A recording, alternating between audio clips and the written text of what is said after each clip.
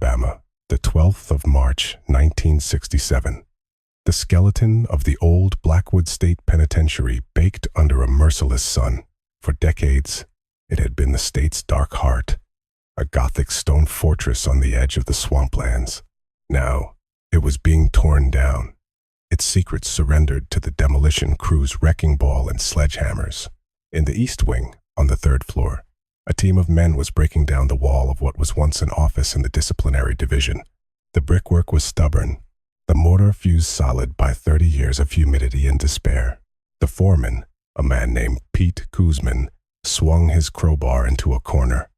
Instead of the familiar thud of impact, the tool punched through into a hollow space. Behind the bricks was a niche, a small, hand-carved cavity just big enough to hide a secret. Pete shone his flashlight into the darkness. Inside sat an old tin box, the kind that once held Suwannee River toffees, now coated in a fine red dust of decay. He pulled it out, prying open the rusted lid. Inside, he found a yellowed sheet of paper and a small, leather-bound notebook. On the single sheet, one line was written in a precise, feminine hand, asterisk. They had to die, but not like this. Asterisk. The notebook contained nothing but 63 dates, spanning from November 1937 to March 1939. Pete Kuzman had no idea what he was holding, but 2 hours later, an FBI agent on special assignment, Major Victor Sorokin, would. And when he understood, a cold dread would settle in his gut, because every single one of those 63 dates would match the official date of death for an inmate on Blackwood's death row, an inmate who, according to the records, had died peacefully in his sleep. Each death had occurred just after a session with the prison's educational officer, a woman named Clara Montgomery. To understand how a quiet woman with a state employee ID became the arbiter of a gentler death for those the state meant to brutalize, you have to go back 30 years, back to 1937, into the very heart of a period of deep national paranoia and political purges, to a place most people in Alabama only spoke of in whispers, Blackwood Penitentiary, a gray monolith of Depression-era architecture, built in 32 specifically to house the state's most dangerous criminals and, unofficially, its most inconvenient political dissidents. 7 floors rose above the scorched earth, and several more lay buried beneath its floors no one ever spoke of. The internal prison, death row, occupied the top floors, a series of solitary confinement cells with windows bricked over, corridors lined with cold, echoing tiles that amplified the sound of every guard's footstep, steel doors with peepholes and feeding slots, bare bulbs hanging from the ceiling that never, ever went out, and staircases that led down deep into the belly of the building, into basements from which no one ever returned. By 1937, this machine was running at full capacity. Every night, flatbed trucks would roll into the inner courtyard. Every night, they would be loaded with bodies. Every night, guards drove the condemned or what was left of them out to unmarked plots in the Talladega National Forest, where bulldozers had already clawed open mass graves. The Alabama State Justice Department, under immense pressure from federal factions and powerful local politicians, was making good on its promise to root out seditionists, union organizers, and enemies of the state. They were meeting their quotas, and then some. Washington wanted results, and the men at Blackwood were eager to provide them. In the prison's Office of Education and Rehabilitation, 12 people were on staff. Their job was simple: prepare the condemned for their fate. They held clarification sessions explaining to the so-called traitors the nature of their crimes against the American way of life. They read excerpts from political speeches, explained state policy, and hammered home a single, crushing point. Resistance was futile. Confession was the only path. After these sessions, men and women would sign anything. They'd confess to being spies for the Soviets, saboteurs for German syndicates, or anarchist terrorists. They'd admit to crimes they had never even imagined, because they understood the brutal math of their situation. Sign or don't sign, the end was the same. But if you signed, the beatings might stop. Clara Montgomery was the best in the department. At least, that's what her performance reviews said. Politically sound, ideologically firm, skilled at building rapport with the inmate population. The warden valued her for her results. After a session with Mrs. Montgomery, prisoners were calmer. They were less likely to scream during interrogations. They signed confessions more readily.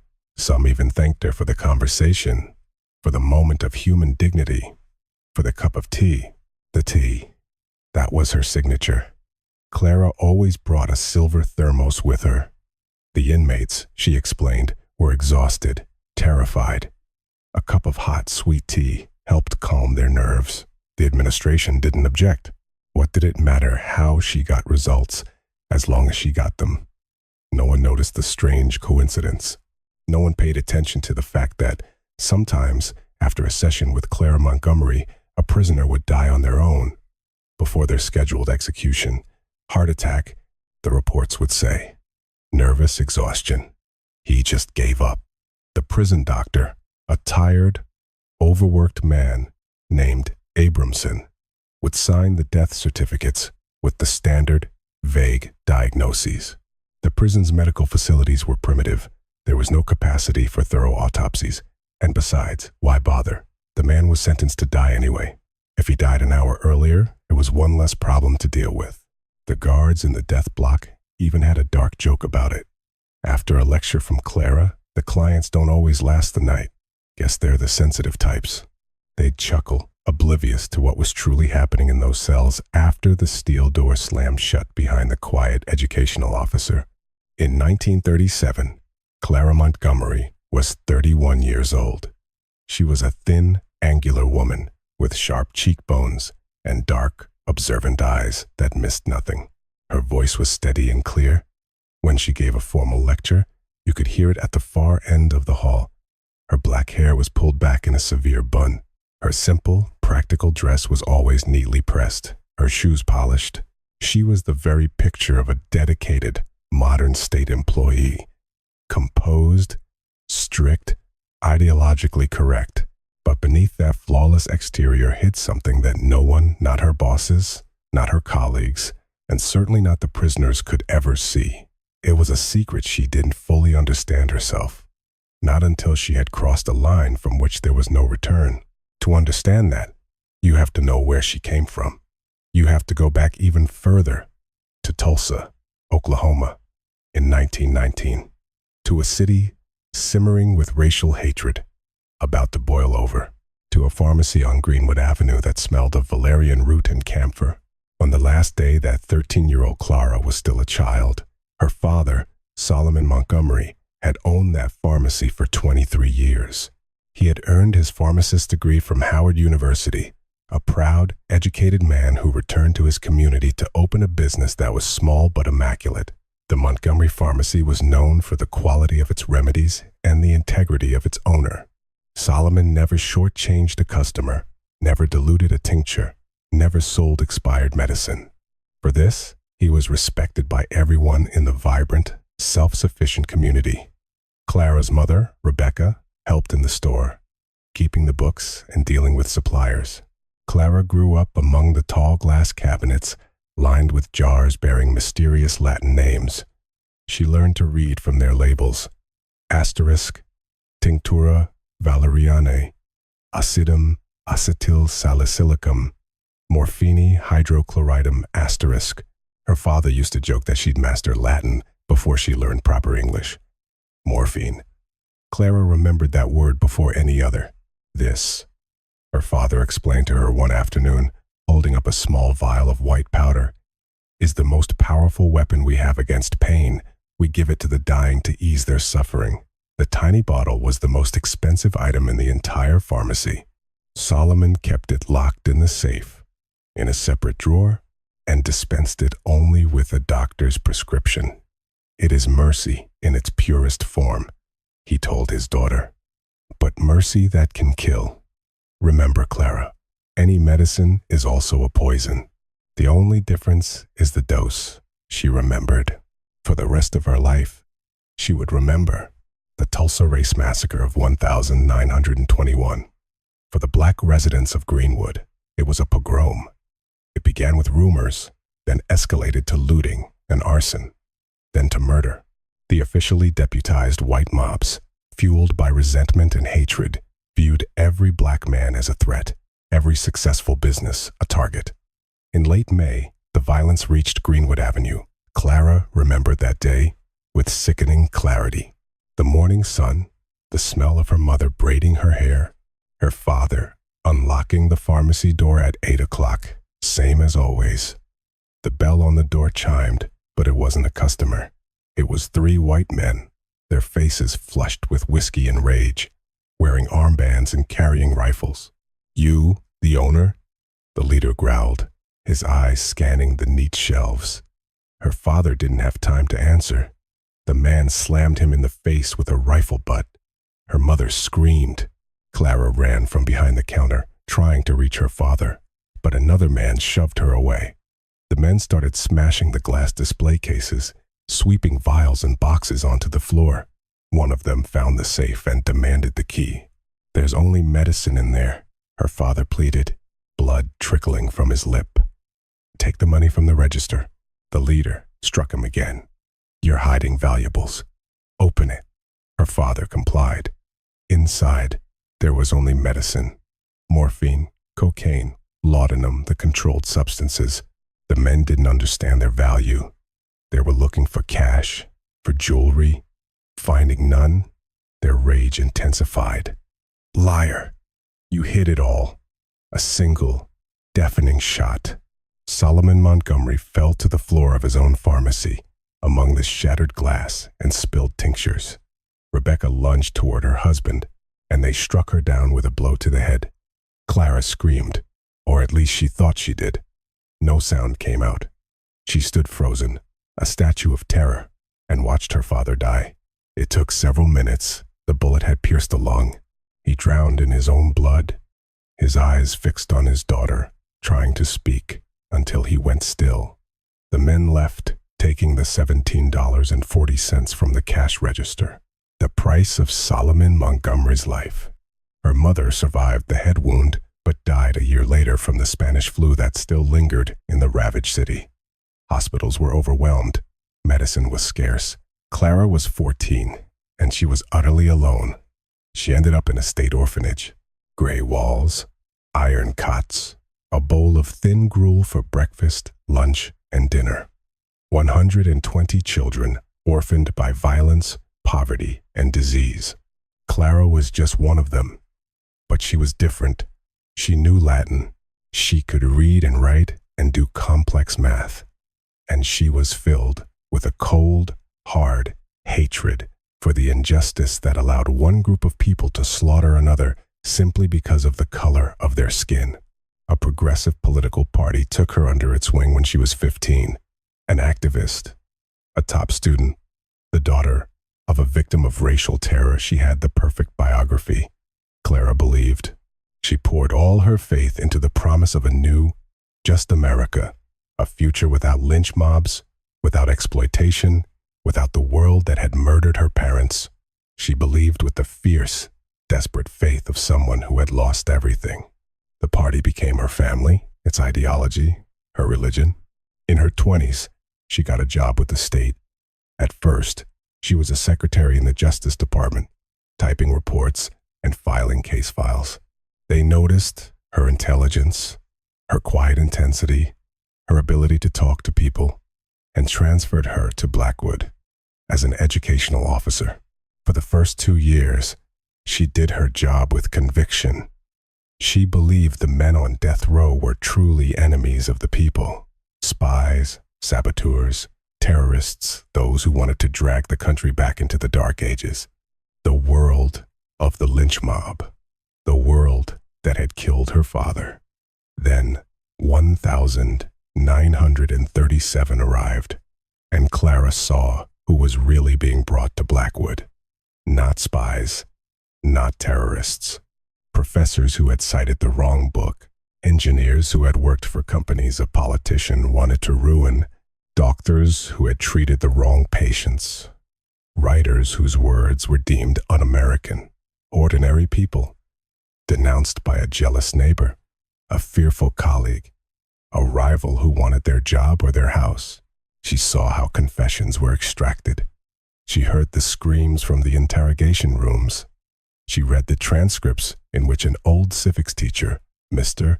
Jennings, confessed to planning an assassination he couldn't possibly have committed. She saw men broken in a day, a week. She saw them stumble out of the interrogation rooms with missing teeth, broken fingers, and dead eyes, ready to sign anything just to make it stop. And she saw what happened next, the executions. Every night, 100, 200 a month, a conveyor belt of death that never paused. The execution squad worked in 3 shifts. The captain, a man named Miller, would complain in the staff cafeteria that his men were getting tired, that they were running low on ammunition, that they had to find economical ways to finish the job. He spoke of using hammers in the back of the head, of not waiting to confirm death before throwing the bodies into the pits. He said that sometimes the ground still moved after the bulldozer covered the graves. Clara would hear this over lunch, between a spoonful of watery soup and a bite of stale bread. Miller spoke of it casually, as if discussing production problems at a factory, and at some point she couldn't remember exactly when something inside her fractured. She stopped believing, not in justice, but in their time's justice. She found a new faith, one forged in the quiet horror of her office. These people had to die. She understood that. The machine was in motion, the sentences signed, the lists approved. No one could save them. They were dead from the moment their names were typed on that list. Asterisk. But they did not have to die like that. Asterisk. Not under the hammers of drunken guards, not with broken ribs and pleading eyes, not in a filthy basement, choking on their own blood, not in a pit of lime, buried while still clinging to a final, ragged breath. They had to die like human beings, peacefully, without pain, in their sleep. Clara knew how to do it. She had grown up in a pharmacy. She remembered her father's words. Asterisk. Morphine is mercy in its purest form, but mercy that can kill. Asterisk. Now, she was going to dispense that mercy. The first was Professor Arthur Wallace. He was brought to Blackwood at the end of October, 1937.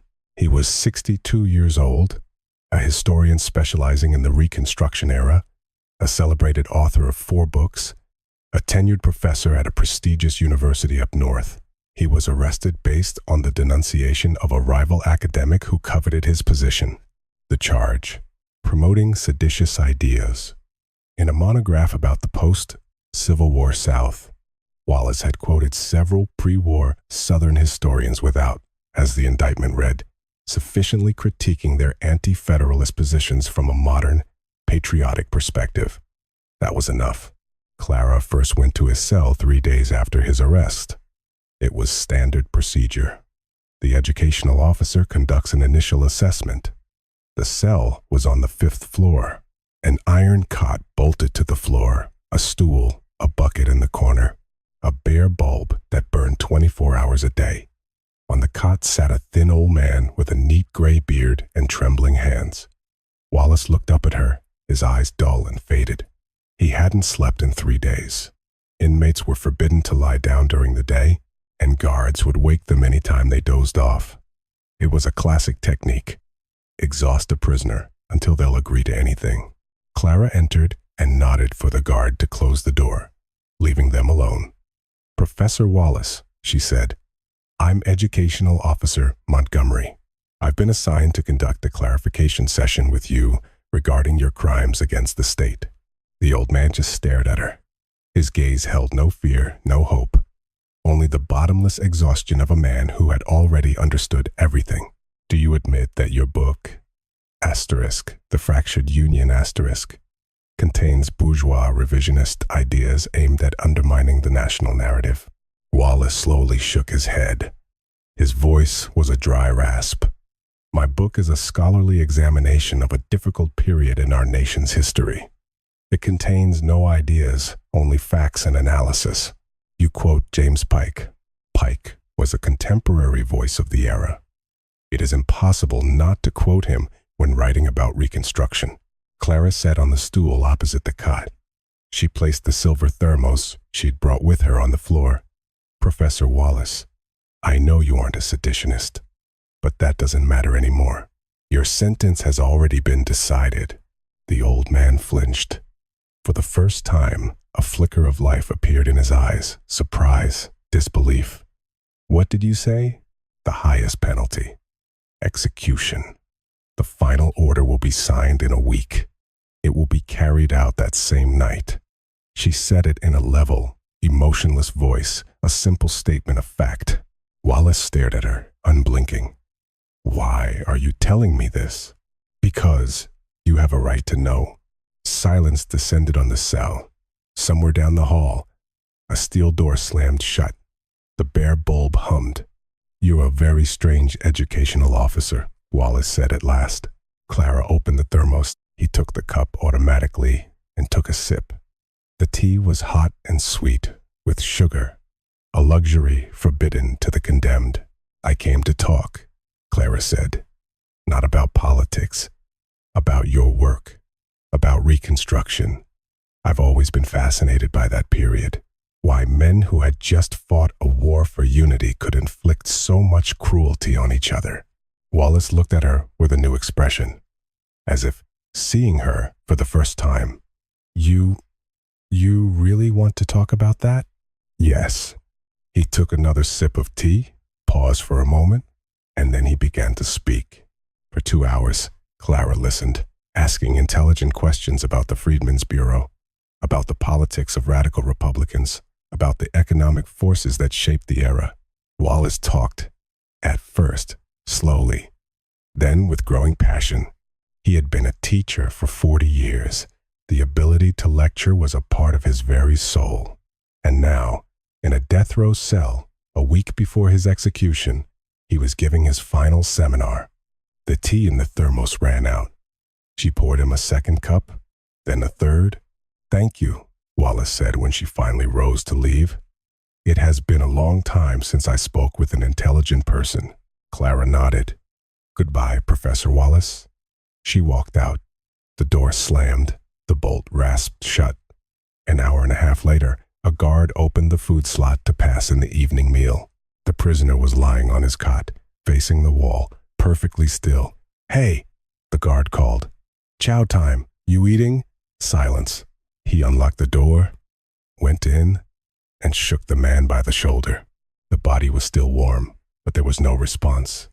The guard swore under his breath and ran to get the doctor. The prison physician, Dr. Jacob Abramson, pronounced him dead at 7:45 p.m. The cause listed was acute cardiac failure. A man of 62, exhausted by interrogations, deprived of sleep for 3 nights. It wasn't surprising. The heart gives out. The body was sent to the morgue. On the execution list, next to the name times Wallace, Arthur N. Asterisk, a note was added. Sentence canceled. Deceased prior to execution. For the official record, a single bullet was still fired into the corpse to mark the execution as completed, but the man himself had been gone for hours. Clara learned about it the next morning, reading the daily summary report in her office. Asterisk inmate Wallace A.N. Cell 517, deceased the 14th of November 1937, 1945. Cause A.C.F. Body transferred for disposal. Asterisk. She read the line and knew. It had worked. The morphine. 3 ampules, dissolved in the hot, sweet tea. Enough for a man to fall asleep and never wake up. Painless, quiet, peaceful. She felt no remorse, no triumph, just a cold, professional satisfaction that her plan had succeeded, like a chemical equation that produced the expected result. Wallace was dead, but he had not died as they intended, not under a hammer in the basement, not with his teeth knocked out, not in a pit of quicklime. He had died in his sleep after a conversation about the history to which he had dedicated his life. He had died a man. It was the beginning.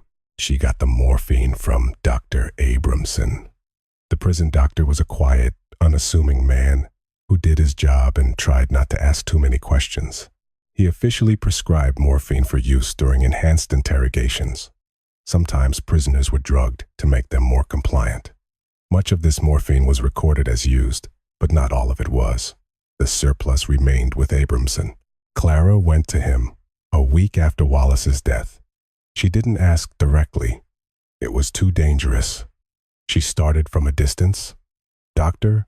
Abramson," she began, when they were alone in his small office that reeked of carbolic acid and rubbing alcohol. "You've been a doctor for many years. Tell me, does morphine truly ease the suffering of the dying?"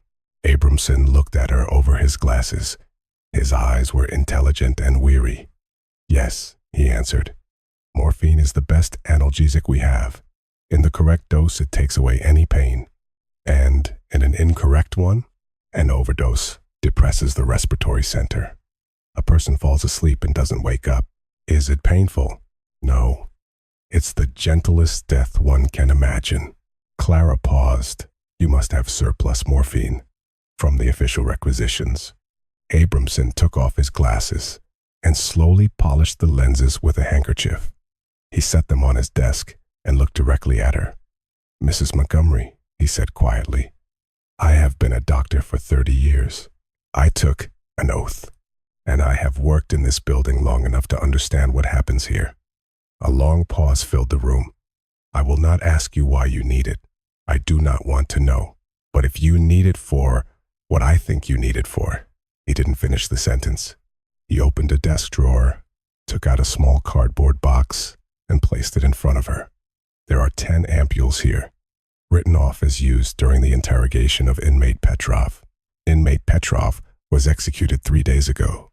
Clara took the box and slipped it into her pocket. "Thank you, Dr. Abramson." He put his glasses back on. "Don't thank me," he said, "and don't come too often. It will be noticed." She came every 2 weeks, collecting 10 or 15 ampules at a time. Abramson never asked what she did with them. He knew, and she knew that he knew, but they never spoke of it aloud. It was their silent pact, a conspiracy of two inside a machine that killed by the hundreds. Dr. Abramson would be executed himself in 1939 during an internal purge of the prison staff.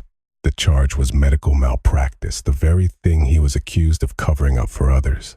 It was an irony he might have appreciated had he lived to see it. But that was still 2 years away. For now, it was 1,937. The quotas for executions were being exceeded every month. The trucks left the courtyard every night. The machine was running hot.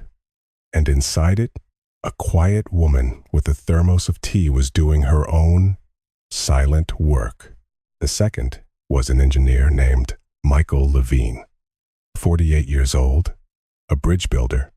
He had designed crossings over the Tennessee River as part of the New Deal projects. He was arrested in January, accused of industrial sabotage. One of the bridges he'd built a decade earlier had developed a stress fracture. The fracture, of course, was declared an intentional act of destruction. Levine was different from Wallace. He was no quiet intellectual, but a tough, wiry man with large, calloused hands and the weathered face of someone who had spent his life outdoors. A practical man, a builder. During interrogations, he held out longer than most. For 2 weeks, he refused to sign a confession. They broke him as they broke everyone. When Clara entered his cell, Levine was hunched on the edge of his cot. His right hand was wrapped in a dirty bandage. An interrogator had crushed his fingers in a door jamb. His face was a canvas of bruises, but his eyes were alive with rage. "Another executioner?" he asked instead of a greeting. "No," Clara said. "I'm an educational officer." "So? A different kind of executioner. Here to explain to me what I did wrong?" "I know you didn't do anything wrong." Levine froze, staring at her. What? I know you're not a saboteur. The crack in that bridge was from natural wear on a 20-year-old structure. But it doesn't matter. Your sentence has already been signed. She sat down, placing the thermos on the floor. Execution. In 4 days. For a few seconds, Levine was silent. Then a dry, rasping laugh escaped his throat. You know, ma'am, he said. You're the first honest person I've met in this whole damn building. I am not an honest person, Clara replied. But I can give you something no one else here will. And what's that? A conversation, a cup of tea, and a chance to fall asleep. She poured the tea. Levine took the cup and took a sip, wincing at the sweetness. I built 11 bridges, he said quietly. Over the Tennessee, the Cumberland, the Mississippi.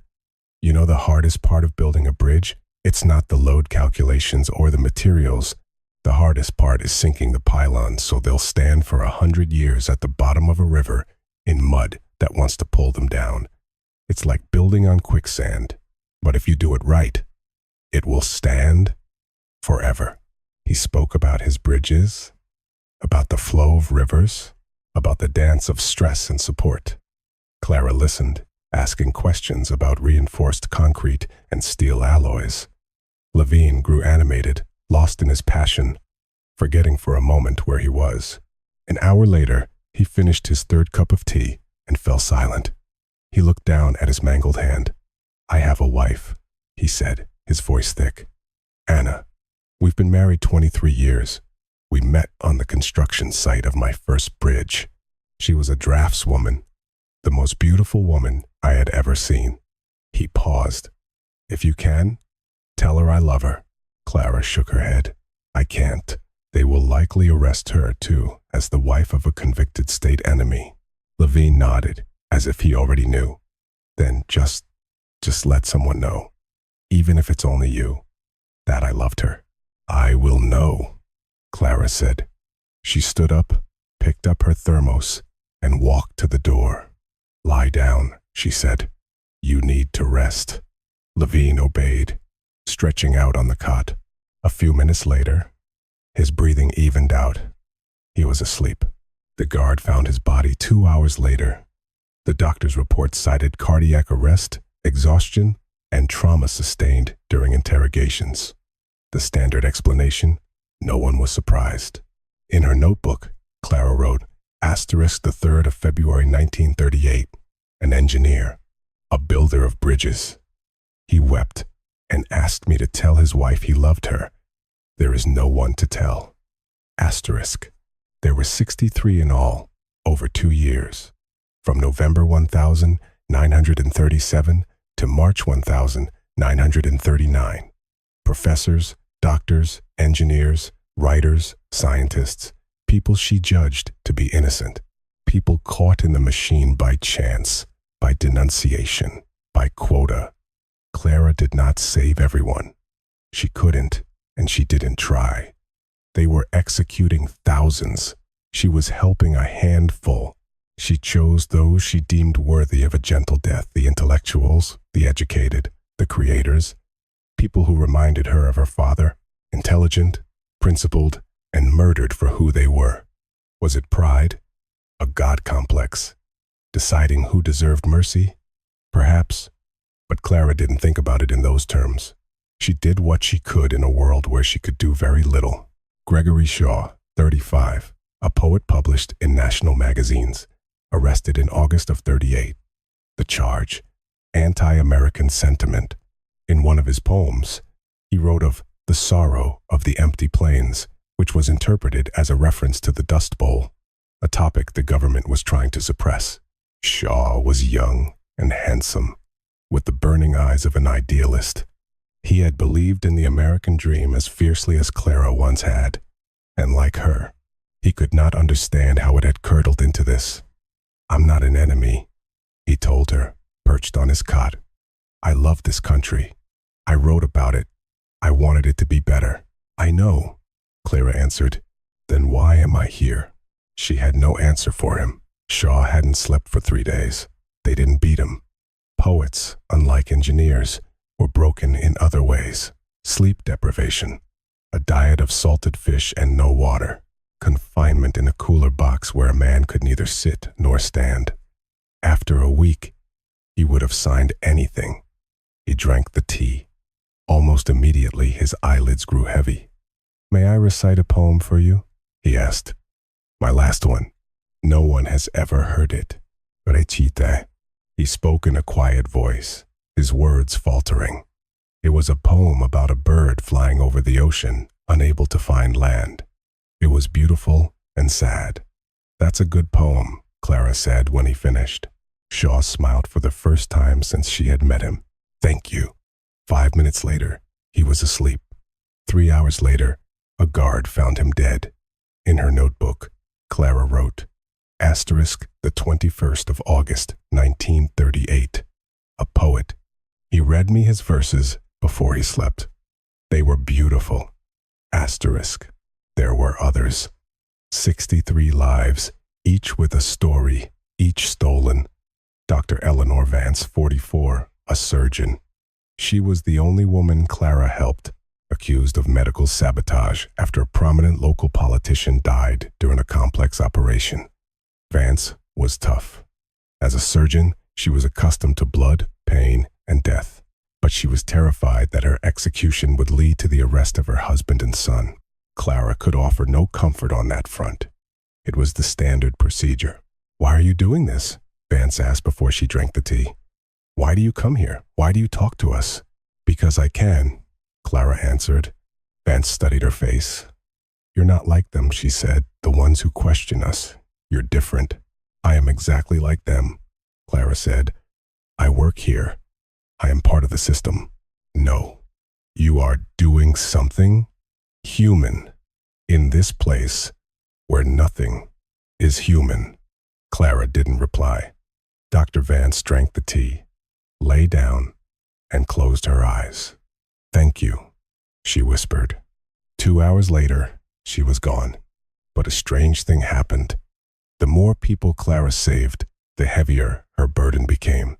It wasn't fear of discovery. The system was too chaotic, too focused on mass murder to notice such a small anomaly. The weight came from the scale of it all. 63 people in 2 years. In that same period, tens of thousands had been executed in that state alone. Clara had saved a fraction of a percent, a single drop in an ocean of blood. And that drop changed nothing. The machine kept grinding. The trucks kept rolling. The pits in the forest kept filling up. Clara was a part of that machine, and at the same time, a kind of rust inside it, a flaw that couldn't stop the gears, but could, perhaps, make the final turn a little smoother for a chosen few. Her time's chosen few. That was part of the burden too. She was the one who chose. An engineer who built bridges for the people? Yes. A former Klansman arrested on a political charge? No. Let him die like the rest. A history professor? Yes. A common criminal swept up in the purges? No. A poet? Yes. She was a judge in a place with no justice, dispensing a mercy no one had asked for. Was she an angel, or a murderer, or both? She didn't ask herself those questions. She just did what she did. Every few days, the thermos of tea, the long conversation, the morphine in the cup, the peaceful sleep with no awakening. 63 times. Warden Harding, the man in charge of Blackwood, summoned her to his office once.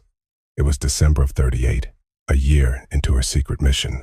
Harding was a heavy, florid man with small, piggy eyes. A careerist who signed execution lists without reading them, as long as it helped him meet his quota. "Mrs. Montgomery," he said as she entered his office. "A question for you." Clara's heart skipped a beat, but her face remained a calm, neutral mask. "Yes, Warden?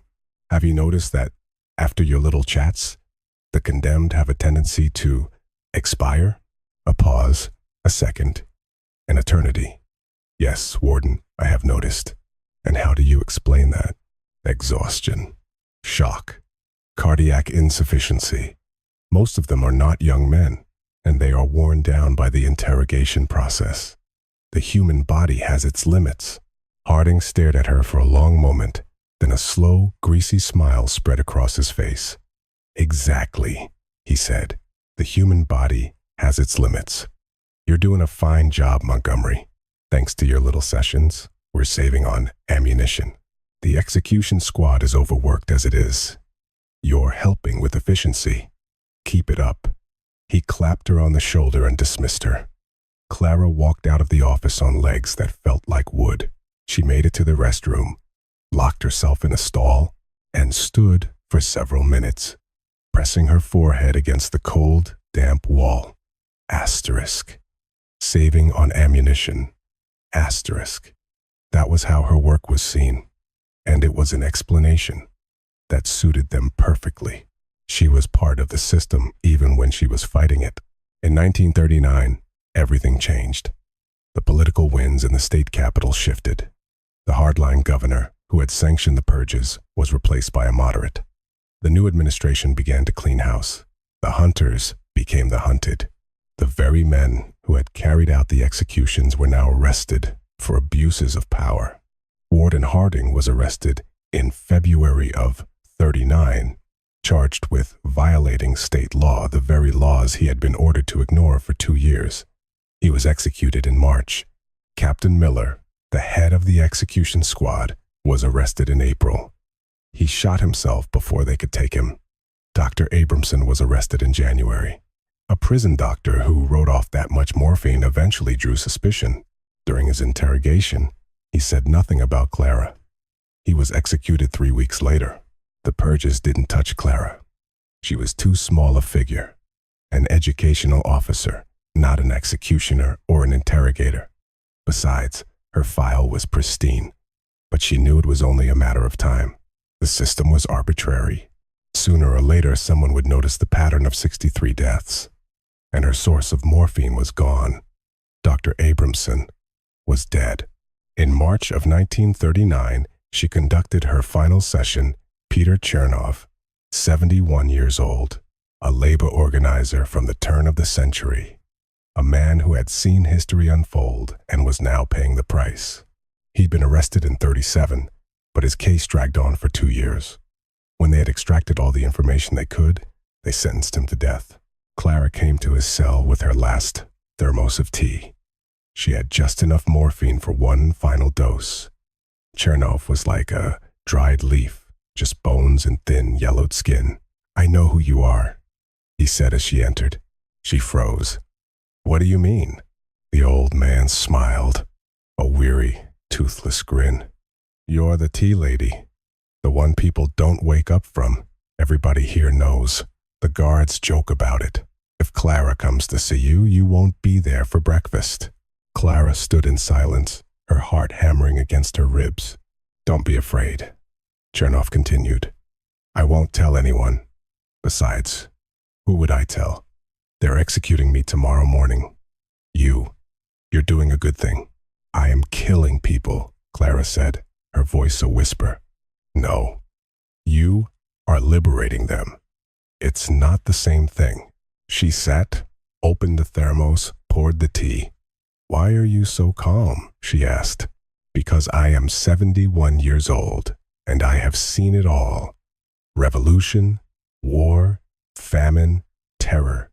When you have lived so long and seen so much, you are no longer afraid of death. You are afraid of a meaningless life. And mine was not meaningless." He took the cup and looked at her. "And what about your life? What do you believe in?" Clara was silent for a long time. "I used to believe in the cause," she said finally. Then I stopped. "Now, I don't know what I believe in." "You believe in mercy," Chernoff said, "or you wouldn't be doing this." He drank the tea, set the cup down, and lay back on the cot. "Thank you," he said, "for the conversation, for the tea, for everything." An hour later, he was gone. He was the last, the 63rd. In April 1939, Clara was transferred. Not arrested, transferred. A routine personnel order. She was sent to a federal work camp in rural Oregon. Before she left, she did 2 things. First, she burned the journal where she'd kept the notes on her subjects. Page by page, 63 lives turned to ash in the small stove of her boarding house room. Second, she saved one page, the first one, the one with the inscription, asterisk. They had to die, but not like this, asterisk. She wrapped it in oilcloth, placed it in the old toffee tin, added the notebook with the 63 dates, and sealed it. Then she returned to her office at Blackwood one last time and hid the box inside the wall, behind a loose brick she had discovered years ago. A final, secret testament buried in the heart of the machine. Then came the war. When Pearl Harbor was attacked in 1941, Clara Montgomery, the former educational officer, the quiet dispenser of death, volunteered for the Army Nurse Corps. Perhaps she wanted to save lives in an unambiguous way, to balance the scales. Or perhaps she just wanted to die a meaningful death for a country she no longer trusted, but which was still hers. She was sent to the European theater. She served on the front lines during the Battle of the Bulge, pulling wounded men from the frozen mud under artillery fire. For 3 months, she saved lives. More than 100 men owed their survival to her. On the 20th of February 1945, near Bastogne, her field hospital took a direct hit from a German shell. Clara was killed instantly. They found her dog tags in the rubble and buried her in a mass grave with the others she had died trying to save. Clara Montgomery was 39 years old. In her life, she had murdered 63 people and saved over 100. She left nothing behind but the tin box, waiting silently in the wall of a decaying prison. The box lay hidden for 22 years until Pete Kuzmin's crowbar found it in 1967. The discovery landed on the desk of a junior FBI agent named Victor Sorokin. Sorokin, a meticulous archivist, spent 3 days cross-referencing the 63 dates with the prison's death records.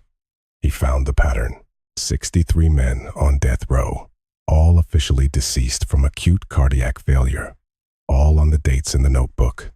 He dug deeper and found Clara Montgomery's personnel file. He found the warden's old memo about her unconventional methods and her contribution to saving on ammunition. He understood.